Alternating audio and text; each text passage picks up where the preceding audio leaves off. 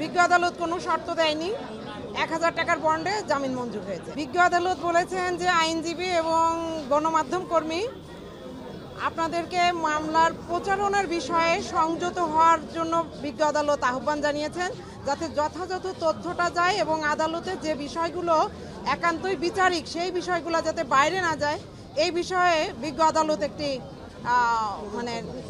বিজ্ঞ আদালত একটু সতর্ক থাকার জন্য বলেছেন সবাইকে। মূলত পরিমণির সাথে যে ঘটনাটি ঘটেছিল আপনারা সবাই জানেন, পরিমণি বাদী হয়ে বোট ক্লাবের বিষয়ে সাভার থানায় একটি মামলা করে, যে মামলাটি এখন বিচারিক আদালতে আছে। অলরেডি সে সেই মামলায় জবানবন্দি দিয়েছে। একই বিষয় নিয়ে 1 বছর পর আজকের যে বাদী, যে মামলার বাদী, সে 1 বছর পর এই মামলাটি দায়ের করে বিজ্ঞ আদালতে এসে, এবং আরও 1 বছর পর 2022 সালে মামলা দায়ের করে। 2023 সালে মামলার প্রতিবেদন আসে। আমরা মামলার বিষয়ে ডিসচার্জের একটা দরখাস্ত দিয়েছিলাম। বিজ্ঞ আদালত আমাদের সময়ের দরখাস্ত নামঞ্জুর করে চার্জ ফ্রেম করেছেন বিধায় আমরা বিজ্ঞ আদালতে ডিসচার্জের দরখাস্তটি শুনানি করতে পারিনি।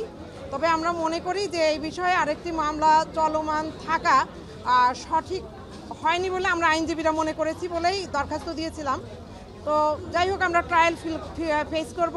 আমরা মনে করি একই ঘটনা যেহেতু পরিমণির বিরুদ্ধে শেষ পর্যন্ত কিছুই হবে না বলেই আমরা মনে করি। আমরা অবশ্যই যেহেতু এই আদালতে আমরা শুনানি করতে পারিনি, আমরা উচ্চ আদালতে যাওয়ার সার্বিক প্রস্তুতি নিব।